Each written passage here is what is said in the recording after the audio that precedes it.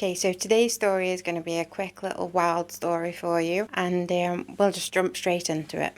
Samuel Hartman, aged 39, was originally arrested for the rape of his 14-year-old stepdaughter. He had been serving his time at the East Arkansas Regional Unit Prison since December 2013. He was serving a life sentence for his atrocious crimes. But last year he escaped. And honestly, it could have been described as a movie plot, a Miami Vice-style escape, as a marshal would later state himself. Now, as I said, Samuel was serving life for the rape of his 14-year-old stepdaughter, of which we do not know much more about, but really, do we want to know more about that, or how he managed to escape and elude law enforcement for an entire year? Yeah, Miami Vice-style. Thought so. So it all began when Samuel was on a so-called work detail near the detention facility.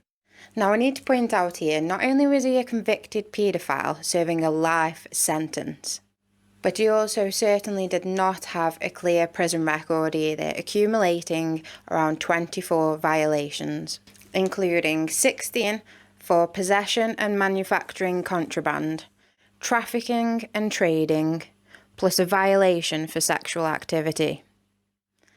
So that's all since he's been incarcerated, and yet he was still allowed out of the prison.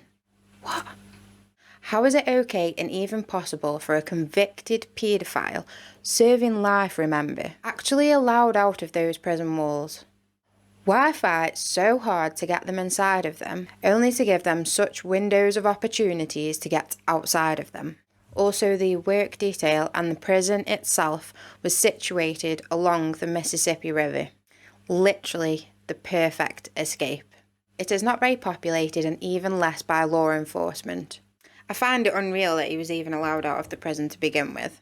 Anyway, so he is currently out and about working when suddenly Samuel's wife Misty and his mother Linda White smashed through the field when they began firing guns at the correctional officers. More to scare them into not reacting back, I think, than firing to harm, I believe. This, of course, came as a huge shock to everyone, but Samuel. I'm gonna guess he knew something was about to go down, if not the whole plan.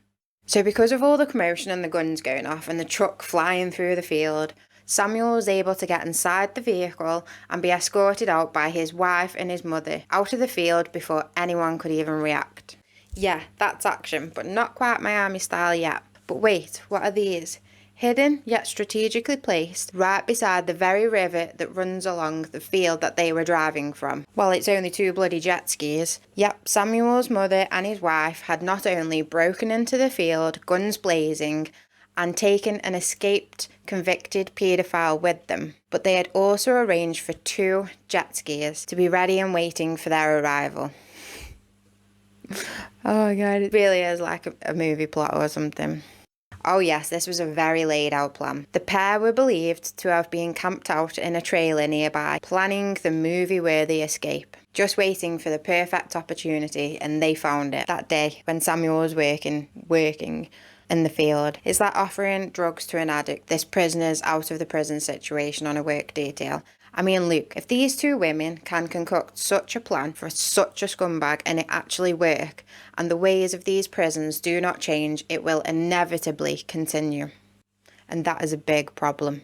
So after they all boarded the perfectly placed jet skis, they literally sailed off into the sunset.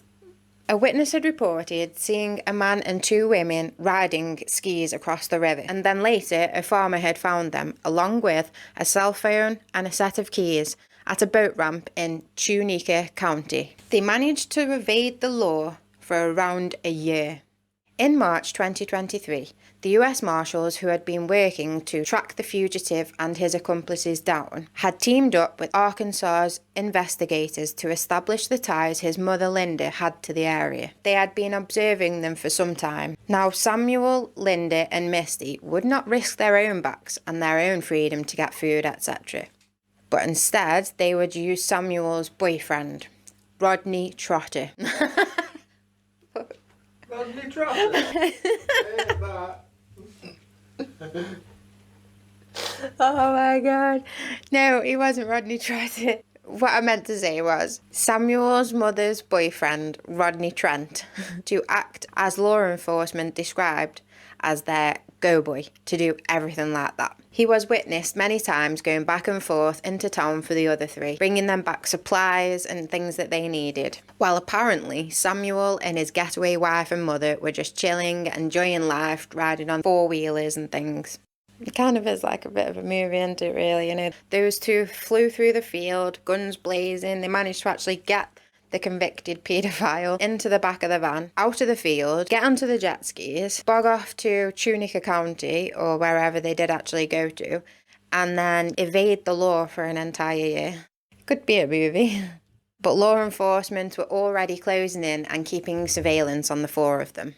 They had evaded them for around a year at this point, but that all came to an end when this past Tuesday, law enforcement made their move. So they had been recently hiding out in West Virginia Quality Inn Motel, where the marshals had been watching and waiting for the best time to make their move and close in on the fugitive and his accomplices. But these were not stupid people. Let's face it, they had already Miami Viced this scumbag from prison and evaded law enforcement for a whole year. So they had noticed just how quiet the hotel had become. No one was by the pool anymore, and the motel staff and poolside staff even seemed to be staying hidden.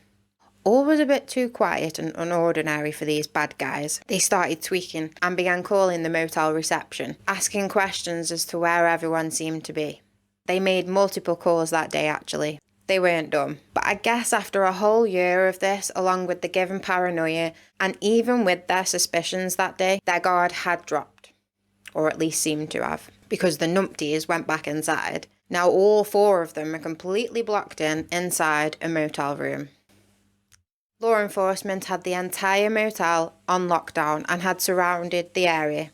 Samuel and his accomplices were right after all. It was too quiet and unordinary at the motel that day. Because of the high-risk situation and expecting some sort of shootout or at least a fight, as many people as possible had been removed from the area. They apparently all gave up quite easily, probably realising they literally had nowhere to go. Without marshals even having to enter the motel room, they had all decided to surrender. You know what is the worst part about this whole escape plan? Misty had actually abandoned her 5 children to do all of this with a convicted paedophile. Yep, that's right, she had 5 daughters as well. I mean, how sick and twisted is that? I can only imagine what he would do to them, especially as they all seem to be 14, the age of the stepdaughter he abused, or younger. I mean, how is someone like that even ever attractive to someone? They've been convicted for the life sentence for raping their 14-year-old stepdaughter. Oh yeah, let's go and bring my 5 innocent little girls, 5 of them, all 14 or under, in this guy's presence. Oh, okay, let's just leave them all behind and I'll just go do one with him. What was going through that woman's mind? I have no idea. The United States Marshals, Arkansas State Police, and the Arkansas Department of Corrections had kept the case on the forefront and had followed hundreds of leads over the past year. And what a great capture in the end. Rodney Trent, not Trotter, the trio's go-boy, could face charges of harbouring a sex offender and assisting them on the run. But he has already made bond. And of course, Linda White and Misty will now face aiding the escape of the convicted child sex offender. But an escape charge on top of a life sentence will mean nothing to Samuel. As I said before, he had nothing to lose. At all. So basically the moral of the story is, and the lesson we have or should have all learned at this point is, do not let prisoners, especially high risk prisoners such as Samuel Hartman, already facing the worst sentence, life, ever out of prison. bloody work. Keep the prisoners where they belong, in prison. Thank you for joining me on another episode of The Crime Files. Just over here being random.